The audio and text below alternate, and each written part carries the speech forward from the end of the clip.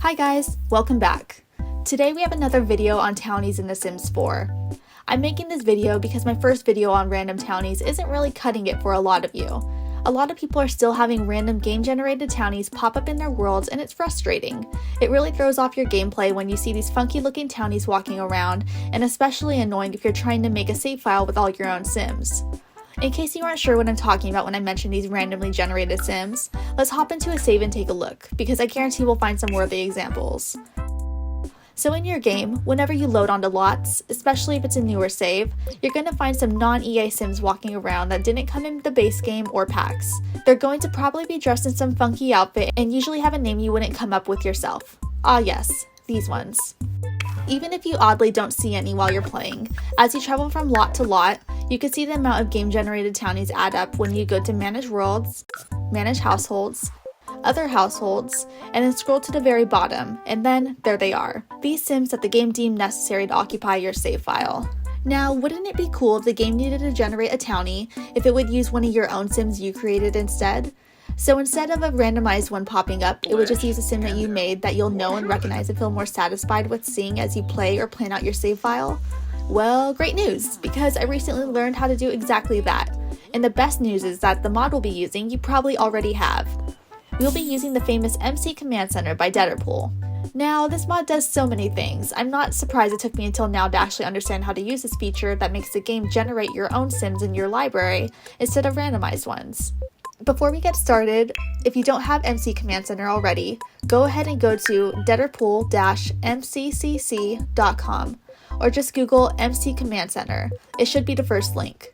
Go ahead and click the tab that says MCCC Downloads, and then click to download the first file under release. Now you just downloaded a zip file. Open it up so we can grab everything inside, and now drag all the files into your mods folder. And that's it. We can open up the game. I'm not going to go over everything this mod does. One, because there are so many things it's capable of, and two is I don't know all of them. So we are just going to go over the steps we need to do in order for the game to start generating your own townies. First, we need access to a computer, so go ahead and find one and click on it and then click the option MC Command Center. Now you'll see a bunch of modules come up. Scroll down to the one named MC Population. Now click Populating Settings, and scroll to the bottom and click Import Tray Settings. So we are going to be doing a few things here. First off, click the first option, Import Tray %, and change the 0 to 100. And then click OK. Now whatever Sims you have in your tray folder, aka the Sims saved to your library, will have a chance of generating in game. But for me, I have so many Sims in my tray files, some of them I wouldn't want to randomly be generated. So we have a few more settings to go through in order to fix this issue. Next, click the option Limit Import by Tags. By default, it is disabled, so let's change that to the last setting, which is Only Include Tags. Don't worry, I'll explain in a minute. The next option we're clicking is Include Clothing, which is again disabled, but go ahead and enable it. Okay, and that's the last of the settings in MC Command Center that we're going to be messing with. Go ahead and double check that the Import Tray % is set to 100, Limit Import by Tags is set to Only Include Tags, and that Include Clothing is enabled. Next, close the menu. And the mod doesn't say we need to restart the game, but I feel like I had to restart the game for it to work, so just to be safe, restart the game. Okay, now when we load in, we can't see the mod work just yet. We are going to need to prepare a bunch of Sims in your library so that they are seen by the mod and able to generate in your game. To do this, we can do a few things. The first way to do this is to go through your Sim library and decide which Sims you would want to have generated. To do this, click a household and in the description write #MCCC_include, and then click out of the description so it saves. Now this Sim will be seen by MC Command Center as a Sim you would want to be generated in your game. The way this works is that the mod goes through your Sim library and searches for all the households you have tagged MCCC include in the description, and then it will pull any Sim from that household into your game. So keep this in mind if you're tagging family households, because the mod will just pull a random Sim out of the family and throw them in the game without any relation to the other Sims, even if the game generates one of their other family members in the future. So when you're tagging households, I like to do single Sims, but if you have a household of unrelated Sims that you don't mind being separated from the rest of the household, those work fine when tagged too. Another way to go about this is just downloading Sims off the gallery. But to do this, you'll need to do it through Create a Sim, because if you just save a sim from the gallery directly to your library, you cannot edit the description at all. So what you need to do is be in Manage Worlds, and then open Casts, and then open the gallery from here. Find a sim you would like to have in your game, and then click Place Household to replace the default cast sim. Now you're able to save the household to your library, and you can edit the description to have MCCC include in it, and then save it to your library.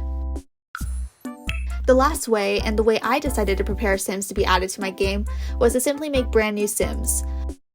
I did this just because I feel like all my other Sims in my library already have a place in my save file, and I don't want a random chance of them being generated because I already want them in the game. And since it's my save file, I didn't want to download other people's Sims off the gallery, just because I wanted my save to be completely made by me. But that is just my personal choice, and any of these ways you're adding Sims to your MCCC include tag is 100% up to you and probably way faster and way less work. But whichever way you decide to start tagging Sims, you'll need a lot. I'm not sure exactly how many, but for me to make sure the mod was working, I made 10 Sims and tagged them with the MCCC include, and that seems to have done the trick for testing purposes.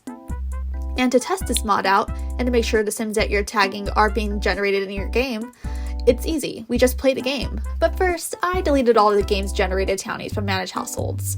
Goodbye. To test this mod, we just need to load onto a lot. So go ahead and load onto a lot and keep your eye out for your own generated Sims. And if everything is tagged correctly, you should see them living their little townie life inside your game.